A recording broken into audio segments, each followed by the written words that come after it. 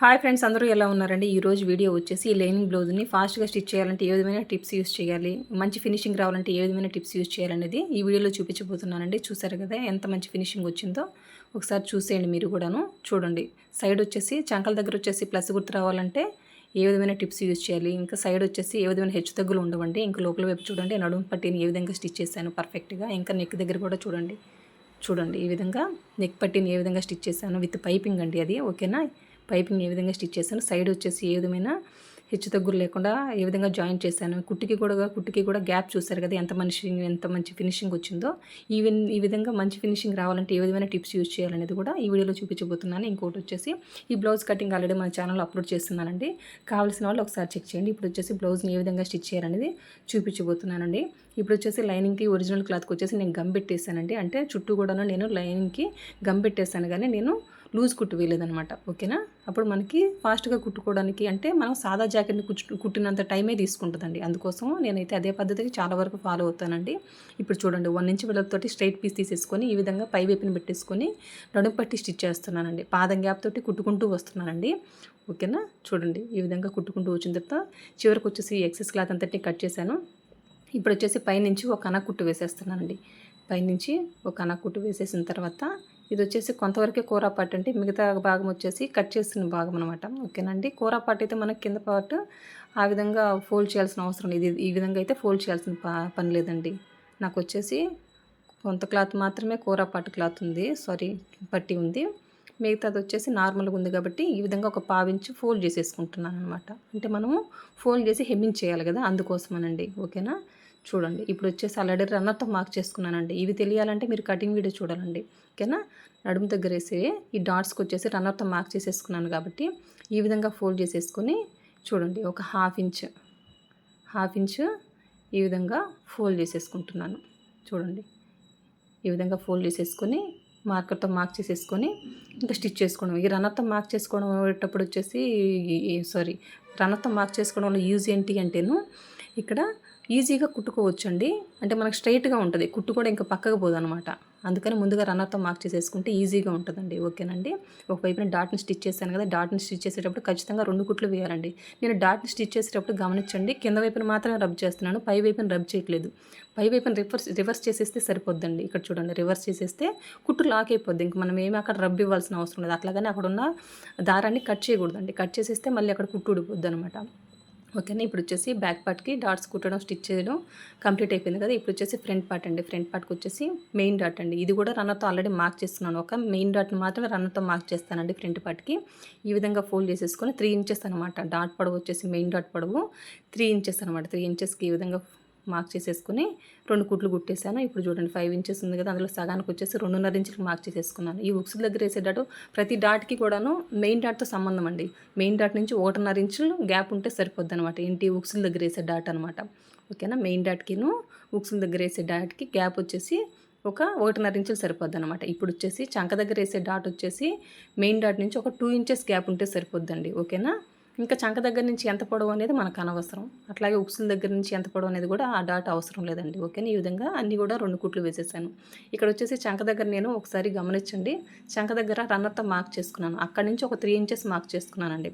First ఈ dot కుట్టిన తర్వాత మళ్ళీ ఎక్స్ప్లెయిన్ చేస్తాను. చూడండి, ఈ విధంగా 3 ఫోల్డ్ చేసేసుకొని 3 ఇంచెస్ పొడవు అనమాట. సేమ్ ఇంతకుముందు ఏ విధంగా స్టిచ్ చేసామో అదే విధంగా ఇంకో వైపుని కూడా డాట్స్ స్టిచ్ చేస్తున్నాను. కింద వైపు నుంచి ఒక 2.5 ఇంచుకి మార్క్ చేసేసుకున్నాను.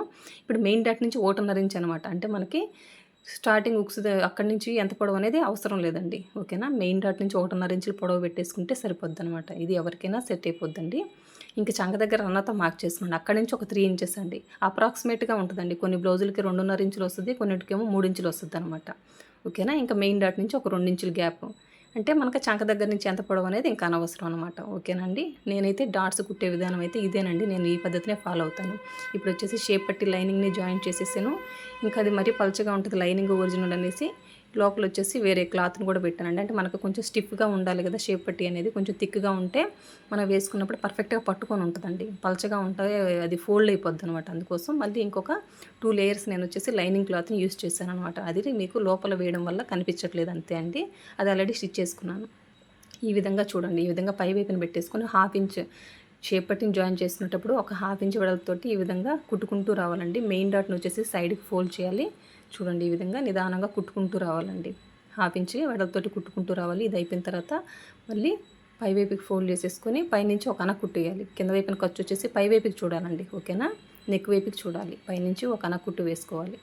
ఇష్టం లేదనుకుంటే స్టార్టింగ్ కుట్టేసాం కదా, షేప్ పట్టిని జాయిన్ చేసేటప్పుడు అక్కడే ఇంకో కుట్టు వేసేసుకుంటే సరిపోద్దండి. ఇప్పుడు వచ్చేసి షోల్డర్స్ జాయిన్ చేసేస్తున్నానండి. ఇప్పుడు వచ్చేసి ఈ విధంగా బ్యాక్ పార్ట్ మీద ఫ్రంట్ పార్ట్లు పెట్టేసి హాఫ్ ఇంచ్ గ్యాప్ తోటి హాఫ్ ఇంచ్ ఖర్చు విడిచిపెట్టేసుకొని ఈ విధంగా 2 కుట్లు వేస్తున్నానండి.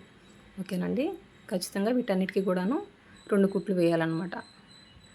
ఒకవైపున షోల్డర్ జాయిన్ చేయడం కంప్లీట్ అయిపోయింది కదా, సేమ్ అదే విధంగా ఇంకో వైపున కూడా ఈ విధంగా షోల్డర్ జాయిన్ చేసేసానండి. ఇప్పుడు వచ్చేసి హ్యాండ్స్కి వచ్చేసి నేను నార్మల్ పట్టీనే కుట్టేస్తున్నాను. నెక్కి వచ్చేసి థ్రెడ్ పైపింగ్ యూస్ చేశాను, కానీ హ్యాండ్కి వచ్చేసి నేను పట్టి కుడుతున్నానండి. ఇది 1 ఇంచ్ వెడల్పుతోటి స్ట్రైట్ పీస్ తీసేసుకున్నాను.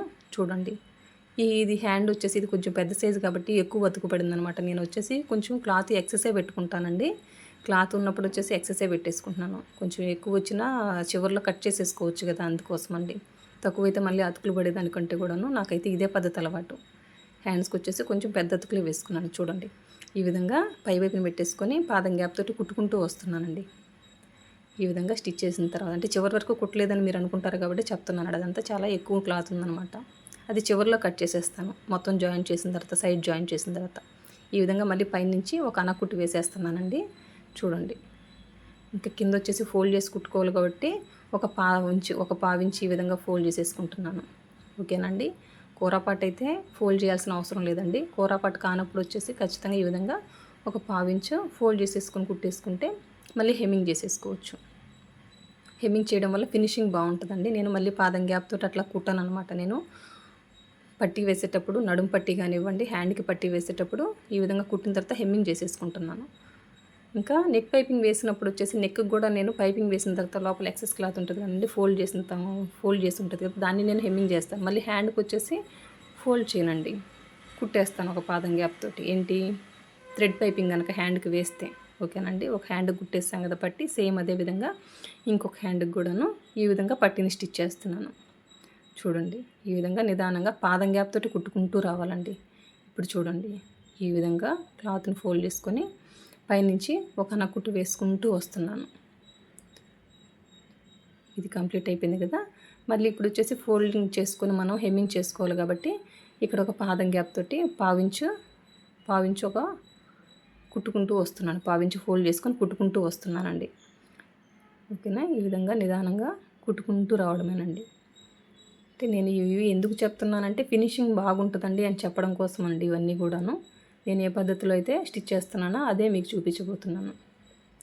చూపిస్తున్నానండి. చూడండి, ఇప్పుడు వచ్చేసి హ్యాండ్స్ జాయిన్ చేస్తున్నాను. హ్యాండ్ జాయిన్ చేసేటప్పుడు వచ్చేసి షోల్డర్ ఖర్చు బ్యాక్ వైపుని చూడాలి. ఇక్కడ వచ్చేసి షోల్డర్ వైపున ఎక్సెస్ ఉంది కదా, అదంతా కట్ చేసుకున్నానండి. అందులో మనం షోల్డర్స్ జాయిన్ చేసేటప్పుడు కొంచెం హెచ్చు తగ్గులు వస్తాయండి. మనం జాయిన్ చేసే విధానంలో పొరపాట్లవి, దానివల్ల ఏం ప్రాబ్లం ఉండదండి, కొంచెమే వస్తుంది. అది సరి చేసుకోవాలి. అట్లే వదిలేసి షోల్డర్ జాయిన్ చేసాం కదా అనేసి హ్యాండ్ జాయిన్ చేయకూడదు. ఓకేనా, హ్యాండ్ మిడిల్ నుంచి ఈ విధంగా కుట్టడం స్టార్ట్ చేస్తున్నాను. హ్యాండ్ జాయిన్ చేసేటప్పుడు కూడా ఖచ్చితంగా 2 కుట్లు వేయాలండి. ఓకేనా, హ్యాండ్ జాయిన్ చేసేటప్పుడు కూడాను ఖచ్చితంగా ఒక 2 కుట్లు వేయాలి. ఇక్కడ ఒక మిస్టేక్ ఏం జరిగిందంటే, ఇప్పుడు వచ్చేసి హ్యాండ్ జాయిన్ చేసేటప్పుడు వచ్చేసి నాకు దారం ఊడిపోద్దండి. దారం అయిపోయిందనమాట. బాబిన్లో నేను వచ్చేసి పాస్లో పెట్టేసి మళ్ళీ దారం ఎక్కించుకొని మళ్ళీ కుట్టడం స్టార్ట్ చేశాను. పాస్లో పెట్టేశాను కదా అనేసి చూసుకోలేదు, మళ్ళీ ప్లే చేయలేదనమాట. అందుకోసం ఇక్కడ ఉండే కాజా పట్టి, ఉక్సులు పట్టి ఇవన్నీ కూడాను, నెక్ కేసిన పైపింగ్ ఇవన్నీ కూడాను నేను వీడియో తీయలేకపోయానండి, ఏమనుకోవద్దు. ఓకేనా, ఇప్పుడు చూడండి, ఇదంతా కూడాను ఇప్పుడు చూసుకున్నాను అనమాట. ఇదంతా అయిపోయిన తర్వాత చూడండి, నెక్కి వచ్చేసి పైపింగ్ స్టిచ్ చేసిన తర్వాత చూసుకున్నాను. ఇది అయిపోయిన తర్వాత ఇప్పుడు చూడండి, సైడ్ జాయిన్ చేస్తున్నాను. ఇదన్నీ కూడా రన్నర్తో మార్క్ చేసుకున్నానండి. ఇది ఆల్రెడీ మనకు కటింగ్ వీడియోలో తెలుస్తుంది అనమాట. చంక దగ్గర ఫ్రంట్కి బ్యాక్కి ఈ విధంగా రన్నర్తో మార్క్ చేసుకుని ఆ 2 కలిపి పట్టేసుకుని అక్కడ ఒక పిన్ పెట్టేసుకుంటే మనకు చంక దగ్గర ప్లస్ గుర్తు పర్ఫెక్ట్ ఉంటుందండి. అందులో ఇంకే డౌట్ రాదు. ఓకేనా, ఇది కనుక మీకు ఏమైనా అర్థం కాకపోతే ప్రీవియస్ స్టిచ్చింగ్ వీడియో చూడండి. ఏదైనా కూడాను స్టిచ్చింగ్ అంటే నేను ఒకే పద్ధతిలోనే ప్రతి వీడియో అట్లాగే చూపిస్తున్నానండి. ఓకేనా, అందుకోసం పర్టికులర్గా చెప్తున్నాను. అంటే ఇందులో కొంత భాగం అయితే వీడియో తీయలేకపోయాను కదండి, అందుకని అనమాట. ఇప్పుడు చూడండి, సైడ్ జాయిన్ చేసేస్తున్నాను. చూడండి, ఈ విధంగా బ్యాక్ పార్ట్ మీద ఫ్రంట్ పార్ట్ పెట్టేసి స్టార్టింగ్ వచ్చేసి ఒక రబ్ ఇచ్చేస్తున్నానండి. ఇవన్నీ ఎట్లా తెలుస్తుందంటేను ఫ్రంట్కిను బ్యాక్కిను ఆల్రెడీ రన్నర్తో మార్క్ చేసుకున్నాను అనమాట. ఒక షేప్ పట్టికి మాత్రం మార్కింగ్ ఉండదు. అది వచ్చేసి ఉక్సులు పట్టి కాజా పట్టి స్టిచ్ చేసేటప్పుడు మార్క్ చేసేసుకుంటామండి. ఇప్పుడు చూడండి ఈ విధంగా చంక దగ్గరకు వచ్చేసరికి సూది దింపేసి హ్యాండ్ లూజ్ని మార్క్ చేసేసుకుంటున్నాను. హ్యాండ్ లూజ్ వచ్చేసి 6 ఇంచులు అనమాట. చూడండి ఈ విధంగా 6 ఇంచులకు మార్క్ చేసేసుకొని మళ్ళీ చంక దగ్గర నుంచి స్కేల్ని స్ట్రైట్గా పెట్టేసుకొని మార్క్ చేసేసుకుంటున్నానండి. చూడండి మనకు వచ్చేసి కుట్టు వంకరగా పోకూడదు కాబట్టి ఈ విధంగా స్ట్రైట్గా ఒకసారి మార్క్ చేసేసుకుంటే ఇంకా మనం ఏ డౌట్ లేకుండా స్టిచ్ చేయొచ్చు అనమాట. చూడండి ఒక కుట్టు అయిపోయింది కదా. మళ్ళీ ఇప్పుడు సెకండ్ టైం కుట్టే కుట్టు వచ్చేసి పాదం గ్యాప్ తోటి, అంటే కుట్టుకి గ్యాప్ వచ్చేసి ఒక పాదం గ్యాప్ ఉండాలండి. ఈ విధంగా స్టిచ్ చేయాలండి. ఇది అయిపోయింది కదా. మళ్ళీ 3 లేదా 4 కుట్లు వేస్తానండి. నేను వచ్చేసి ఖచ్చితంగా 3 కుట్లు అయితే వేయండి. ఇంకా కస్టమర్ ఇష్టాన్ని బట్టి నేను ఇంకొక కుట్టు ఎక్స్ట్రానే వేస్తాను అనమాట. వీళ్ళు వచ్చేసి కొంచెం 4 కుట్లు వేయండి అని చెప్పారు కాబట్టి నేను 4 కుట్లు వేసేసాను అనమాట. ఇదంతా కంప్లీట్ అయిపోయిన తర్వాత సైడ్ వచ్చేసి చూసారు కదా, ఇంకొంచెం నేను ఎక్సెస్ క్లాత్ పెట్టుకుని నేను హ్యాండ్కి వచ్చేసి ఎక్కువ అతుకులు వేసుకున్నాను కదండి. చూడండి హ్యాండ్కి వచ్చేసి కొంచెం ఎక్కువ క్లాత్ పెట్టేసి అతుకులు వేసేసాను అనమాట. ఇప్పుడు వచ్చేసి అట్లా పెట్టుకోవడం వల్ల ఏంటంటే కొంచెం సైడ్ జాయిన్ చేసిన తర్వాత కట్ చేసేసుకోవచ్చండి. అందుకోసం అనమాట. కొంచెం క్లాత్ తక్కువ అయితే ఇబ్బంది, కానీ కొంచెం ఎక్కువ ఉండడం వల్ల ప్రాబ్లం ఏం లేదు. అది తర్వాత వచ్చేసి కట్ చేసుకోవచ్చండి. ఇప్పుడు సేమ్ అదే విధంగా ఇంకో వైపున కూడా ఈ విధంగా సైడ్ జాయిన్ చేసేస్తున్నాను. ఇది వచ్చేసి బ్యాక్ పార్ట్కి ఆల్రెడీ రన్నర్తో మార్క్ చేసుకున్నాం కదా, ఆ మార్కింగ్ అండి. ఇంకా ఫ్రంట్ పార్ట్కి ఆల్రెడీ మార్క్ చేసుకున్నాము. అది కూడా దాని మీద ఒకటి అట్లా పెట్టేసి బ్యాక్ మీద ఫ్రంట్ ఆ విధంగా పెట్టేసుకొని స్టార్టింగ్ ఒక రబ్ ఇచ్చేసాను.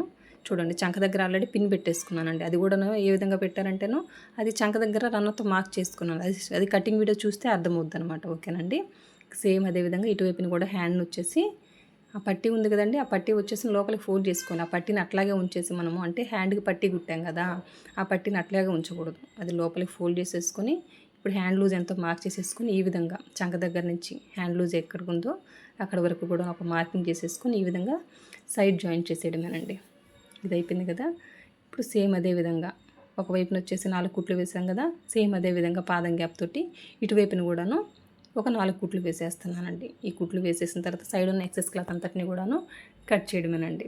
అంతేనండి. నా వీడియో కనుక నచ్చినట్టయితే లైక్ చేయండి, షేర్ చేయండి, సబ్స్క్రైబ్ చేయండి. ఇంకా నా వీడియో కనుక చివరి వరకు చూసినట్టయితే నలుగురికి షేర్ చేయండి. నన్ను ఎంకరేజ్ చేసిన వాళ్ళు అవుతారండి. చూడండి చూసారు కదా ఫినిషింగ్, మీరు స్టార్టింగ్లోనే ఎంత మంచి ఫినిషింగ్ వచ్చిందో. కొంత క్లిప్ మాత్రమే మిస్ అయిందండి, మిగతా అంతా కరెక్ట్గానే ఉందన్నమాట. చూడండి ఈ సైడ్ ఉన్న ఎక్సెస్ క్లాత్ అంతటిని కూడాను కట్ చేసేస్తున్నాను.